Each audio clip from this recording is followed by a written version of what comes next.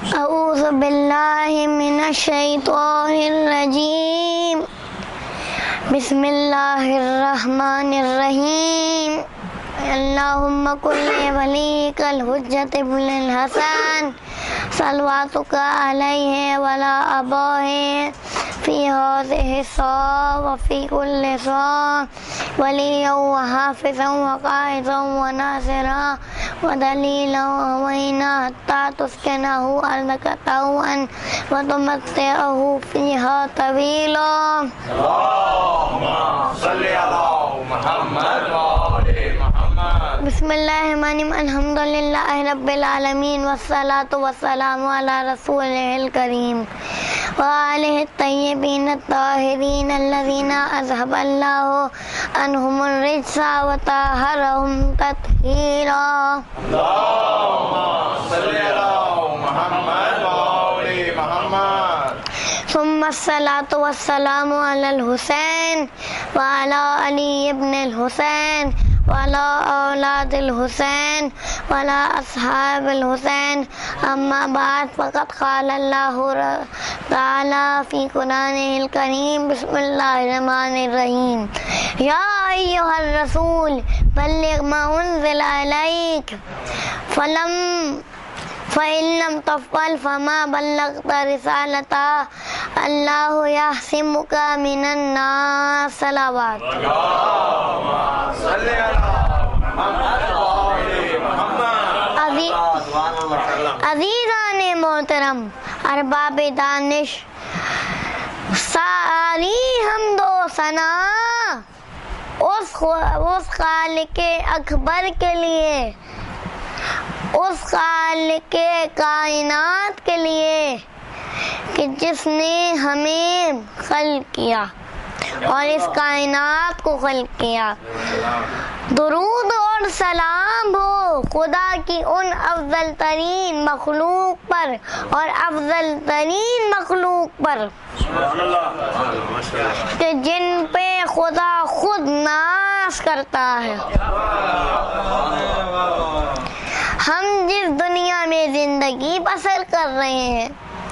وہ دنیا بہت عجیب سی ہو چکی ہے،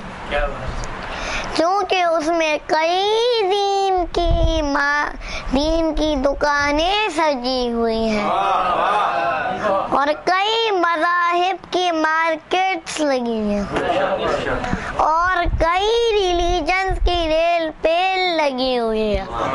اور ایسا لگ رہا ہے کہ دین، مذاہب، ریلیجنز کا ایک غدر مچا ہوا ہے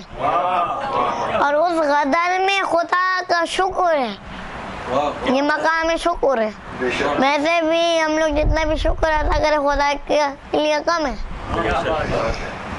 کہ یہ شکر ہے کہ اس نے ہمیں اس غدر کے اندر یہ والوں میں سے قرار دیا، الف والوں میں سے نہیں.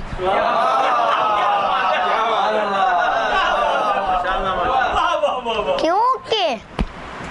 غدر کے اندر اگر یہ ملائے تو غدیر بنتا ہے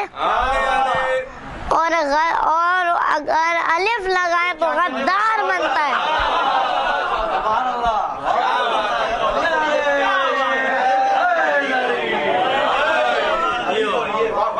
معلوم یہ ہوا کہ جس انسان نے اپنی زندگی سے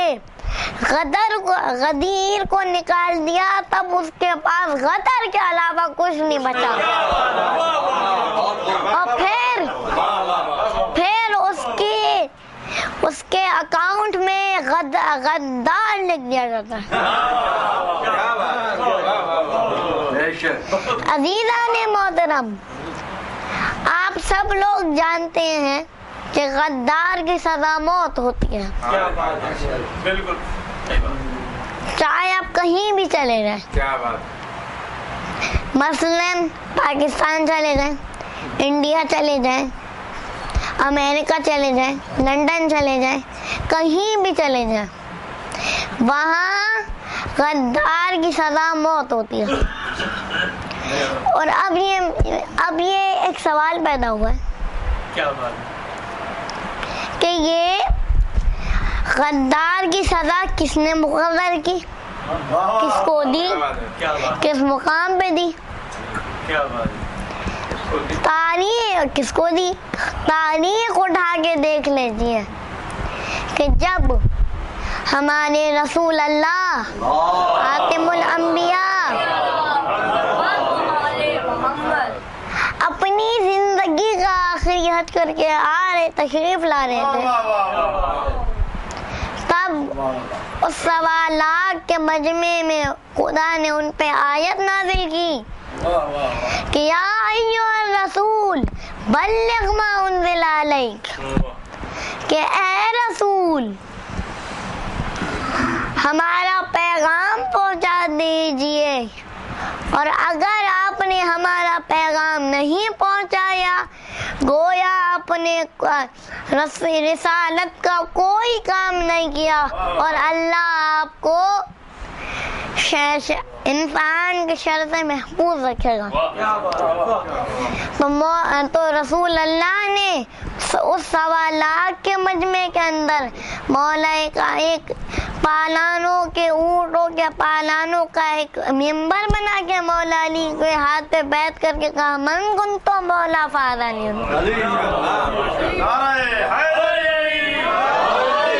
اور اس سوالات کے مجمع میں ایک شخص اٹھا مسلمان, جو مسلمان بھی تھا, نماز پڑھتا تھا, روزہ رکھتا تھا, لا الہ الا اللہ کے توحید پہ ایمان رکھتا تھا, رسول کی رسالت پہ یقین رکھتا تھا, حاجی تھا, حاجی صاحب تھا, تازہ حج کر کے آ رہا تھا, کلمہ بھی پڑھتا تھا, اور اس نے اس وقت اللہ کے توحید کا انکار نہیں کیا, رسول کی رسالت کا انکار نہیں کیا, البتہ مولا کائنات کی ولایت سے منہ موڑ کر غداری کر اسلام سے غداری کر کے اس نے اسلام سے غداری کی, جس کا نام حارث ابن نعمان فہری تھا. اس کے اوپر خدا نے فوراً عذاب نازل کر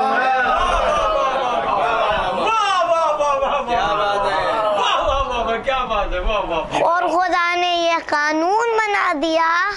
یہ پہلا قانون بنا دیا کہ علی کا دشمن غدار ہے اور غدار کی سزا موت ہے.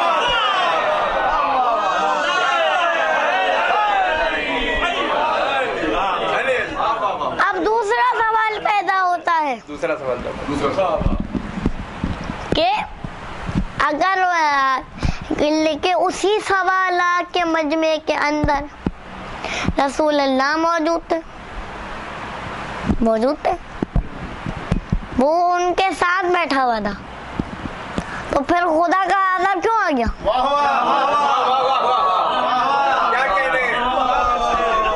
خدا نے اب دوسرا قانون بھی بنا دیا کہ علی کا دشمن چاہے نبی کے ساتھ بیٹھا ہوا ہو, چاہے نبی کے قریب ہو, چاہے نبی کے ساتھ ہو, وہ خدا کے عذاب سے نہیں بچ سکتا.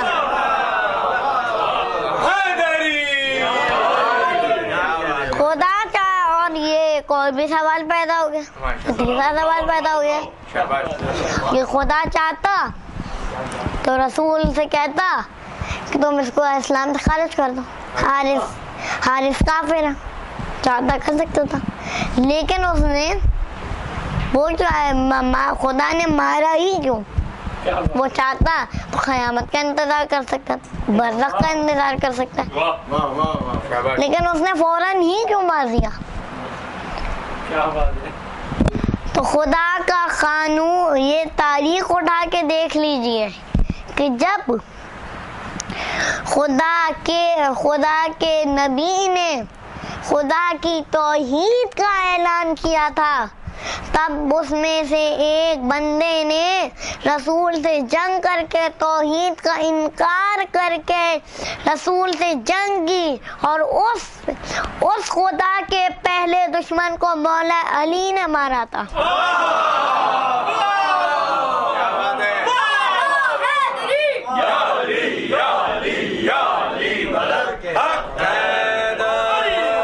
اور خدا کا قانون یہ ہے کہ احسان کا بدلہ احسان ہے،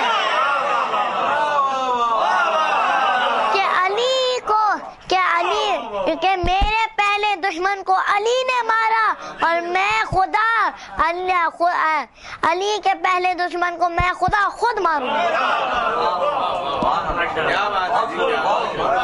میں خدا خود ماروں گا۔ اور سب سے بڑی بات یہ کہ یہ جو انسان جو ہوتا ہے، اب یہ تو پہلے پتہ چل گیا کہ غدار کون ہے، رسول اللہ بتا سکتے ہیں کہ غدیر والا کون ہے، غدار کون ہے؟ تو اس دور میں کیسے پہچانا ہے؟ تو اس کا ایک سمپل سا فارمولا ہے کہ جو ایک بچہ بھی سمجھ سکتا ہے، بلکہ بچہ بتا بھی سکتا ہے، حالانکہ میں بھی بچہ، آپ لوگ بھی بچے، آپ لوگ بھی بچے۔ آج جب انسان اپنے ماں باپ کے سامنے جاتا ہے، چاہے کتنا بھی بڑا ہو جائے، اپنے ماں باپ کے سامنے بچہ ہی ہوتا ہے۔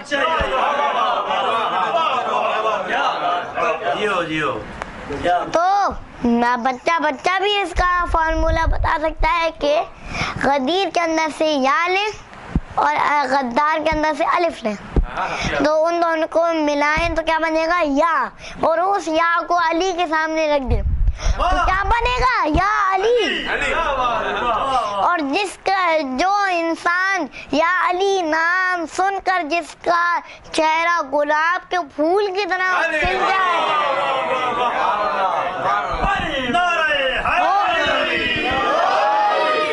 وہ سمجھ جائے کہ وہ غدیر والا ہے، اور جس کا جو علی سن کے جس کے دل میں درد ہو جائے، چہرے کا رنگ زرد ہو جائے، دل میں خون، جسم کا خون رک کے سرد ہو جائے اور منہ پہ پھٹکار آ جائے، سمجھ جائے وہی پھٹکار والا منافق غدار ہے، اور غدار کی سزا موت ہو۔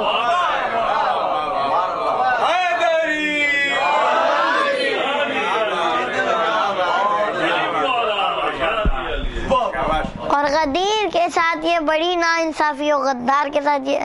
علی کے ساتھ بہت ناانصافی ہے کہ غدیر کو سال میں صرف ایک بار منایا جاتا ہے اور باقی پورا سال بلا دیا جاتا ہے۔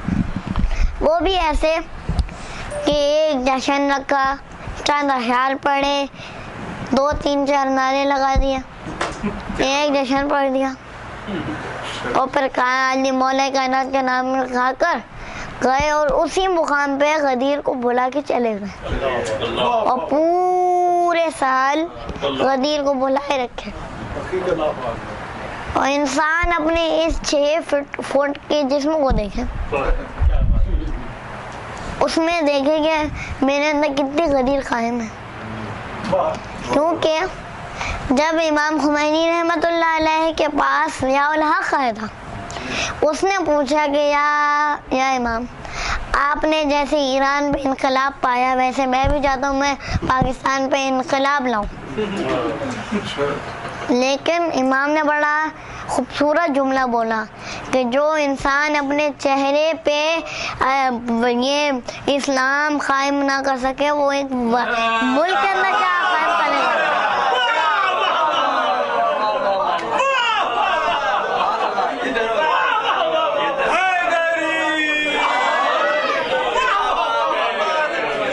غدیر کے ساتھ یہ بہت ناانصافی ہے کہ اس کو کو بھلا دیا جاتا ہے، اور جب غدیر کو بھلا دیا جاتا ہے تب کربلا بنتی ہے، تب کربلا بنتی ہے۔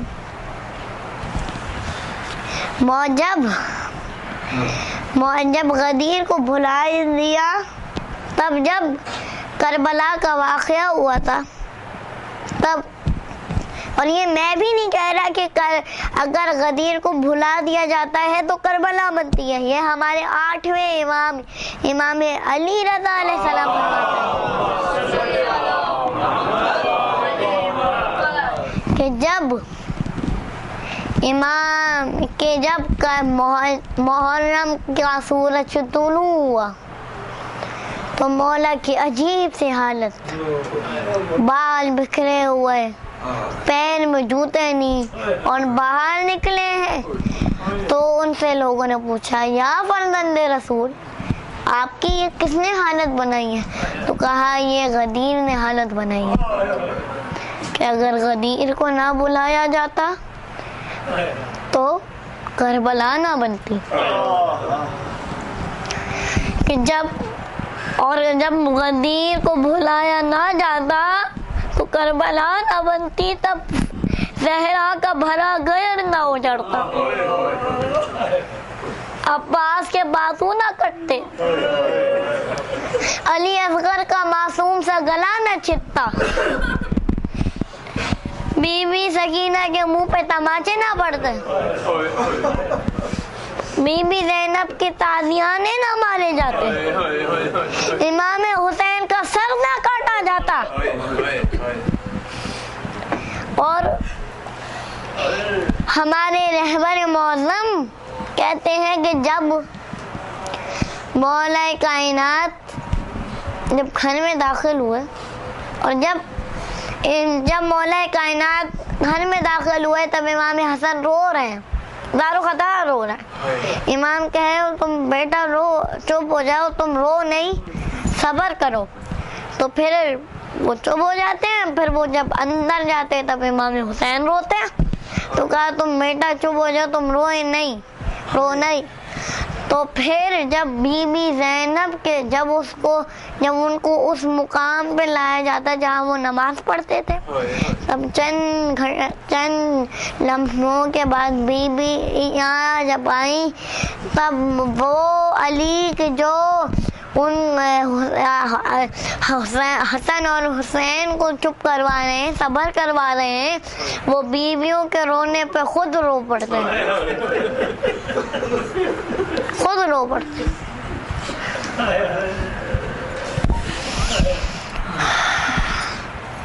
یا اللہ تجھے واسطہ ہے امام زمانہ کی مظلومیت کا، تجھے واسطہ ہے مولا عباس کے کٹے ہوئے بازوؤں کا، تجھے واسطہ ہے جناب علی اکبر کے جگر کا، تجھے واسطہ ہے جناب علی اصغر کی گردن کا، تجھے واسطہ ہے بی بی سیدہ کی ٹوٹی ہوئی پسلیوں کا، تجھے واسطہ ہے امام حسن کے ٹکڑوں میں بٹے ہوئے جگر کا، تجھے واسطہ ہے امام حسین کی کٹی ہوئی گردن کا۔ ہماری کوئی دعا نہیں ہے، بس یہ دعا ہے کہ ہمارے صاحب الزمان کا ظہور ہو جائے۔ فَسَيَعْلَمُ الَّذِينَ ظَلَمُوا أَيَّ مُنقَلَبٍ يَنقَلِبُونَ۔